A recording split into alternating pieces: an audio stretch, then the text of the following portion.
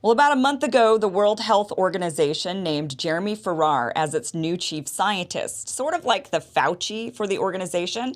His role is to look at the science and make health guidelines for member states. But here's the thing. The WHO is looking to expand its power by forcing member states to adhere to their guidelines, essentially trying to get the globe on the same page. Now, on the surface, everyone being on the same page doesn't sound like a bad idea. With all of the global travel and trade, everyone working together on one plan sort of makes sense and it sounds nice. But is it? Well, it depends, right? It depends on who's in charge. So who is this Jeremy Farrar guy? And how exactly does the WHO intend to gain unprecedented power to control nations' health responses? With us is investigative journalist with Unlimited Hangout and The Last American Vagabond. In my opinion, one of the best and someone I have immense respect for. Whitney Webb, welcome to the show. Thank you so much for being here. Hey, thanks. It's great to be here. Thank you.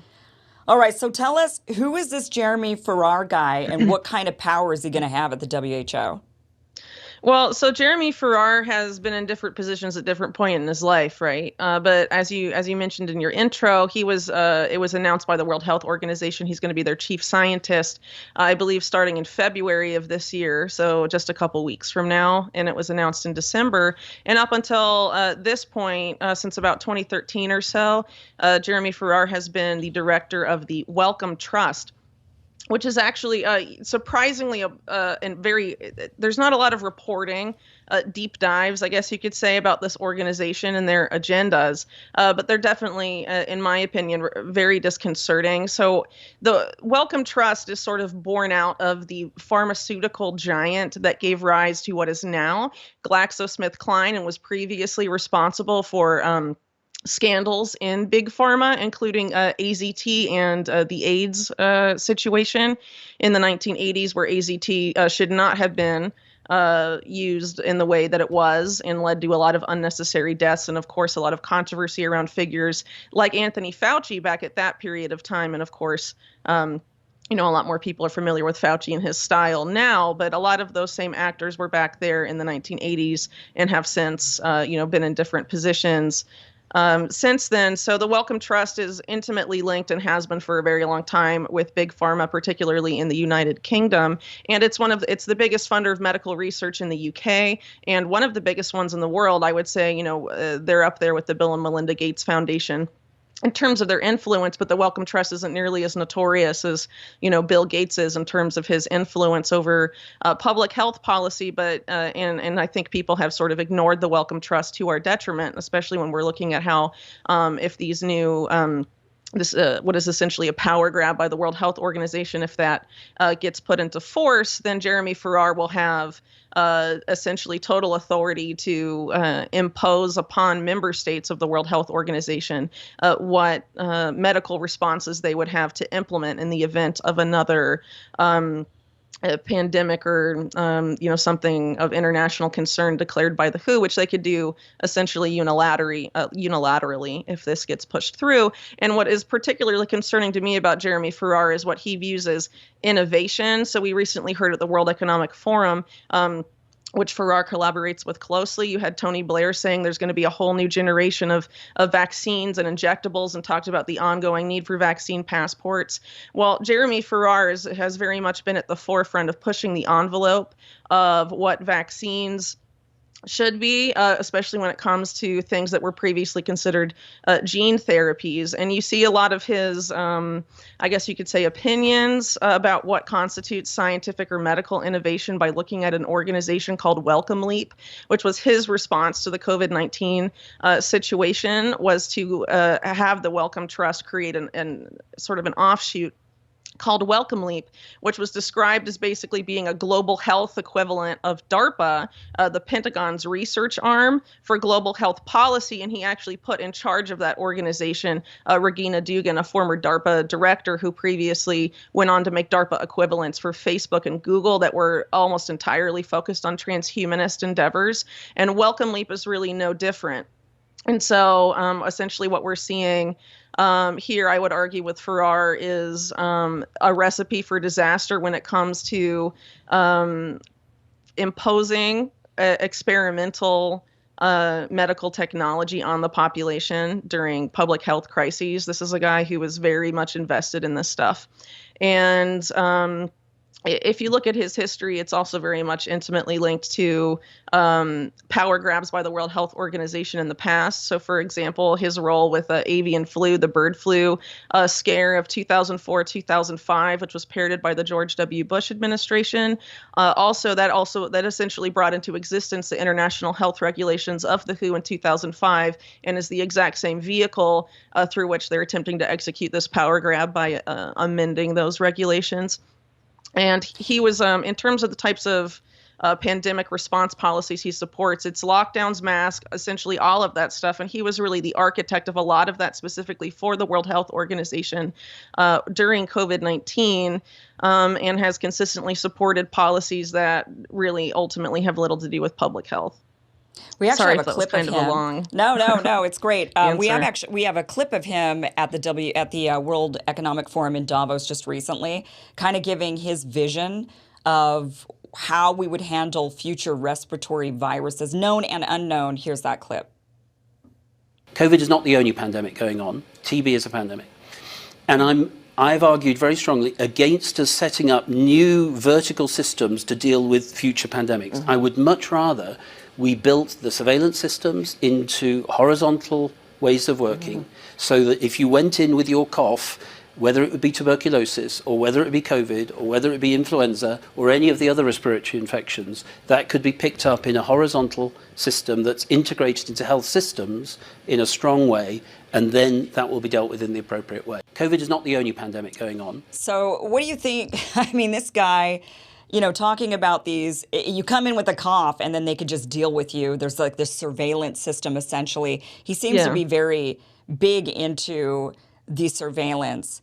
And so a few questions for you from your research. Going back to the Wellcome, is it Wellcome organization or Wellcome company or what is it? The Wellcome Trust. The Wellcome Trust. Okay. So the Wellcome Trust, are they any way connected to the Bill and Melinda Gates Foundation? Are they funded by them at all? Because you know how they fund like Gavi, for example. We know that they give a lot of funding to the WHO. They give a lot of funding to Gavi. Gavi gives a lot of funding to the WHO.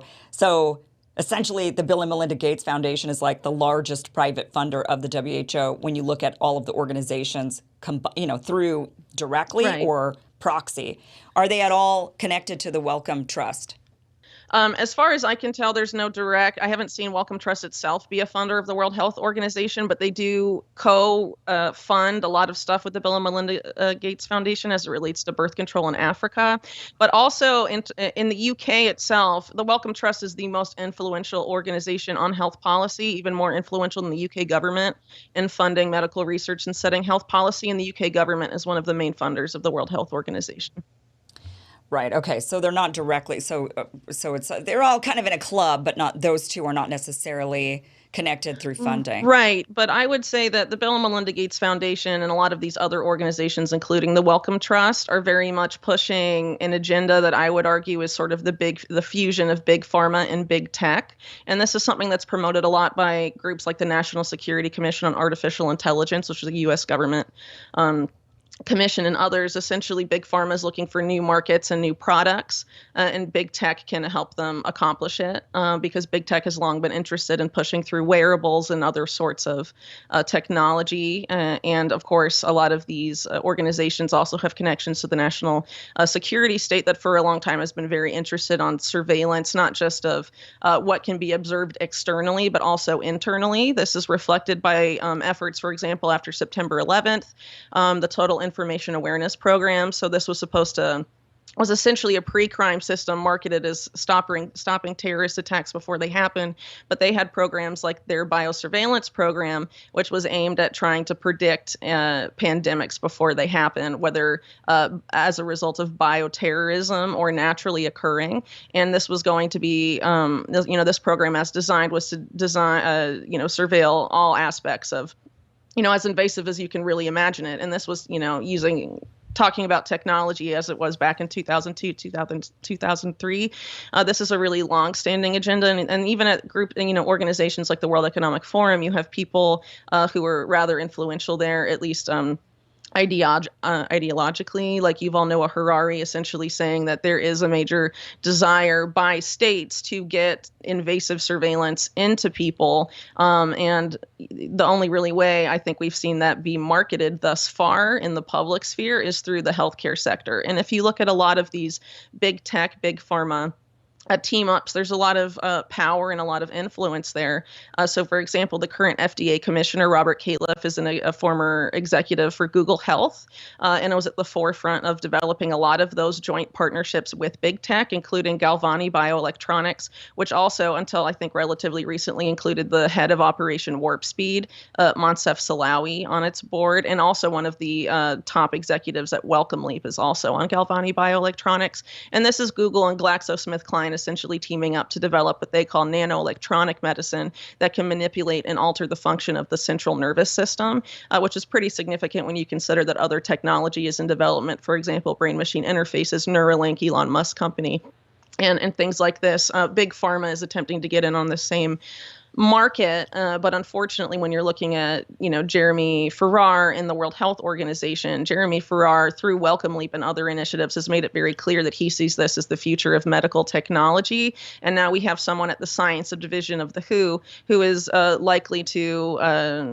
have the power to declare essentially unilaterally what countermeasures are needed to respond to a global health emergency, whatever that is. And Farrar has made it pretty clear. Oh, sorry.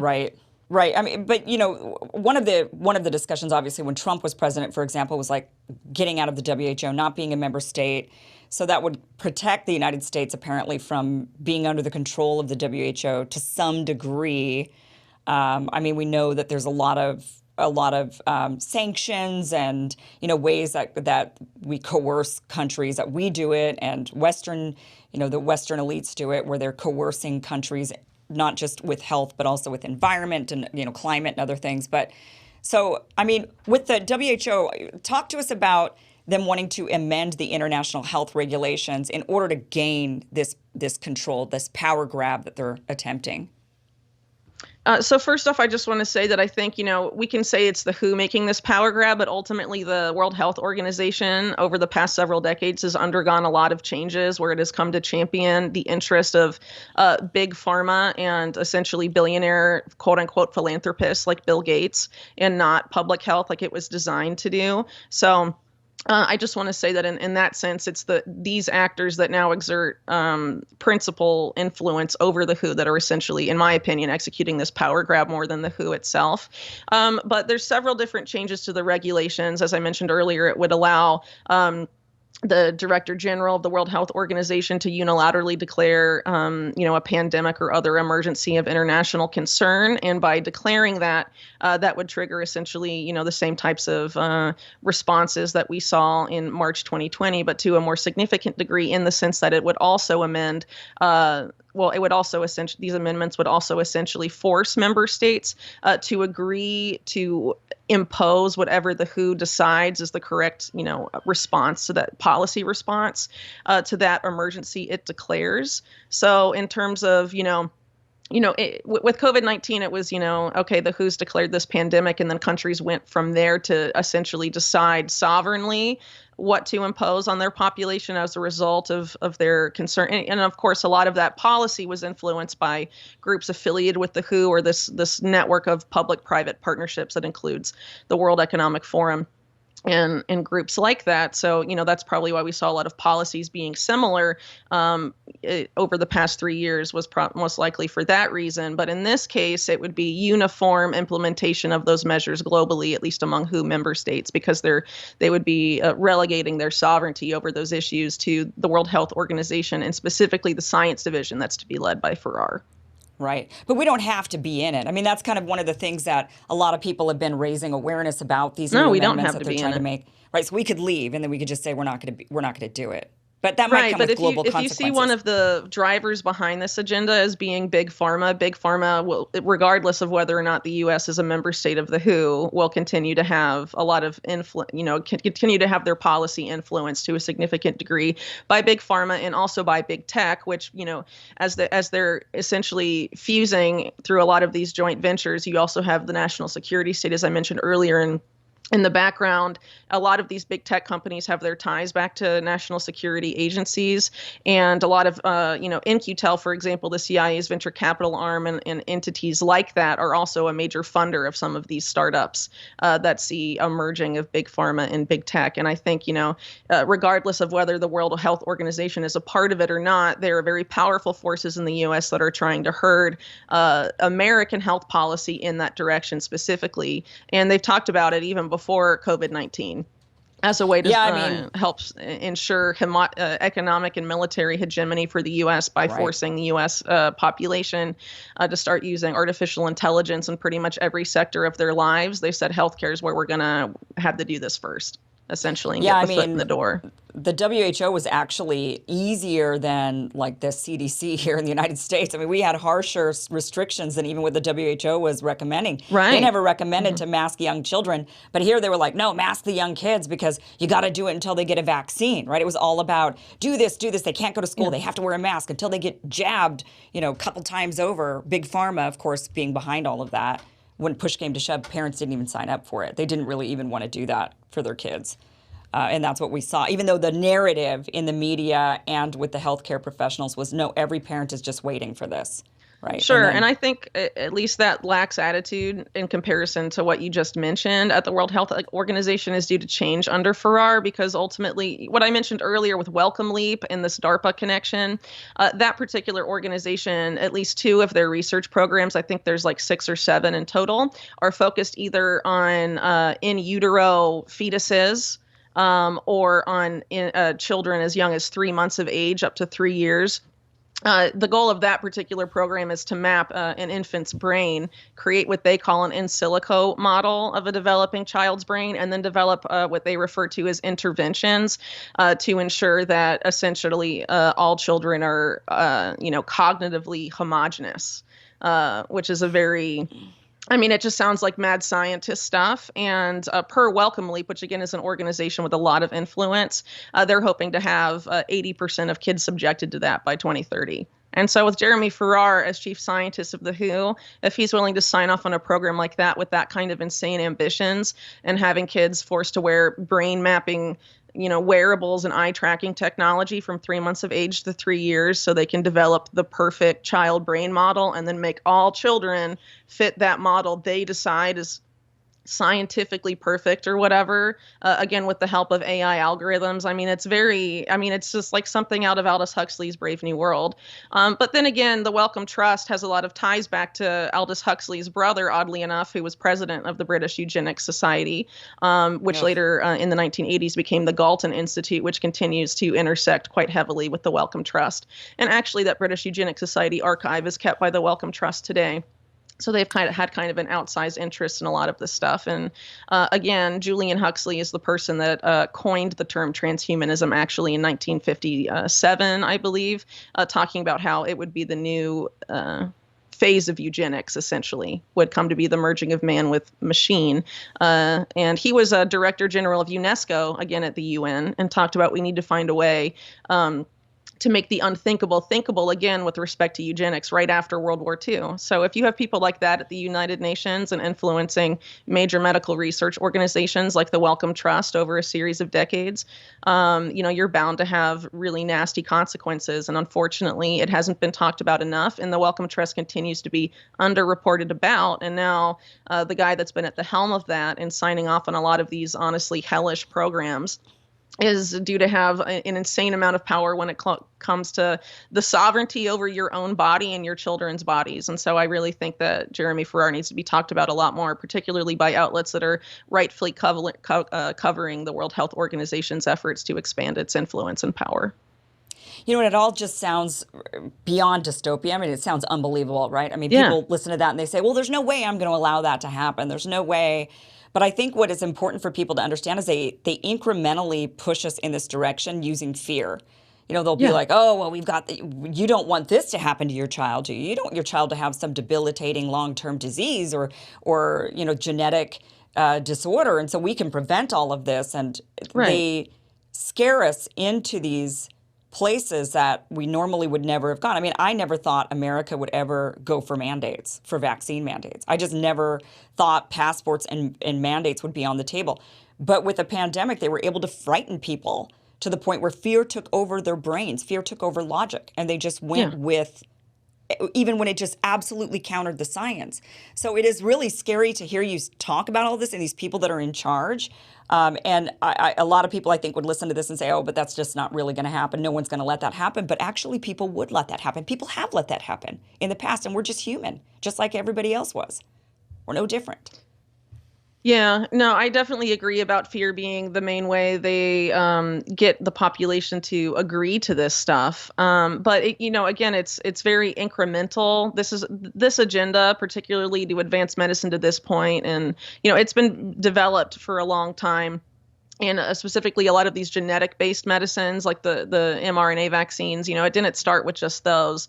It goes back, much farther to things like the Human Genome Project and things like that was, partially motivated by an effort to be able to manipulate people's genetic makeup in vivo.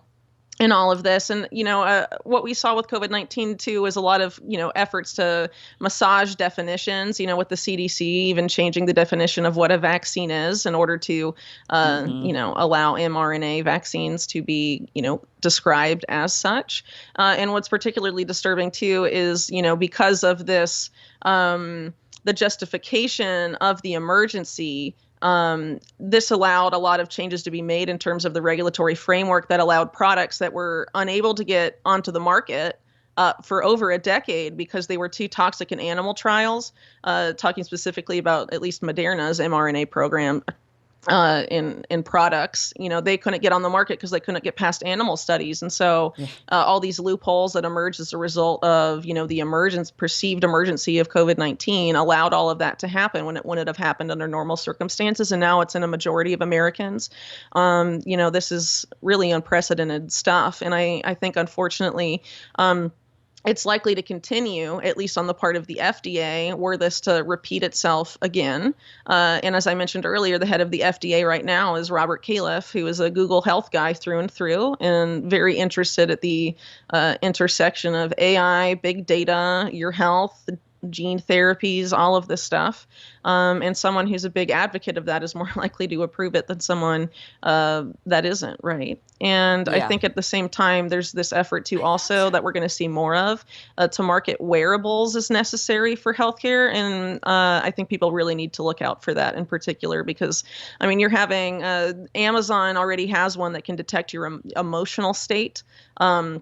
Decide if diagnose you essentially with depression based on how your mood sounds throughout the day. This is like an unprecedented ability for big tech companies in bed with the worst parts of our government to surveil very intimate parts of our lives. And as I mentioned earlier, Yuval Noah Harari talking at the World Economic Forum about these types of technology, he essentially says that it will be used to wipe out dissent, because even if you outwardly act like you agree with leadership and are supportive of certain agendas and policies, but you're internally not, the government will know. Ugh. And you'll be in the gulag the next morning. That's his interpretation of that stuff. And it's just totally insane. So, again, not enough people are talking about where this technology is going. And there can be a case made that some of this futuristic stuff could be helpful to certain people with certain conditions. But in the hands of the people that are controlling global health policy right now, it's madness. Well, you're certainly talking about it. Really appreciate that, as well as I know, on the Last American Vagabond, you guys do really great work there, and at Unlimited Hangout. So, Whitney, thank you for being here, and thanks for bringing our attention to Jeremy Farrar, putting him on our radar so that we can start following the guy. Because I know that from now on, I'll be looking and seeing what is this guy saying and what is he doing and what kind of decisions is he making over there at the WHO. So, Whitney, thank you so much for joining us. Thanks. My pleasure.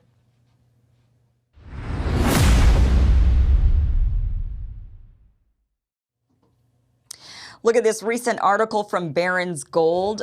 Gold has the edge over stocks in 2023. Gold is up 7%, while the S&P 500 is down 2.4%. So it is a good time to consider making some moves into gold. You can diversify your investments by adding precious metals to your portfolio, which is a great way to protect your savings during these times of inflation. And with Birch Gold, it's easy to do. They have almost 20 years of experience in converting traditional IRAs and 401ks into precious metals IRAs, which is a tax-sheltered way to invest in gold and silver. Plus, Birch Gold has an A-plus rating from the Better Business Bureau, thousands of satisfied customers, and positive reviews. They're a reputable choice for anyone looking to invest in gold. So request a free information kit from Birch Gold by visiting birchgold.com/Kim. All right, this show is now going Rumble exclusive. So coming up, a new Rasmussen poll had some pretty astonishing results when asking people about jab side effects. So you may be surprised. You also won't. You definitely won't want to miss that. Also, if you thought Republicans would be level-headed, unlike Democrats who seem to want to bait us into a nuclear war, well, think again. Not learning a single thing from Nancy Pelosi's inflammatory visit to Taiwan, you won't believe what Kevin McCarthy is about to do. That's all coming up next.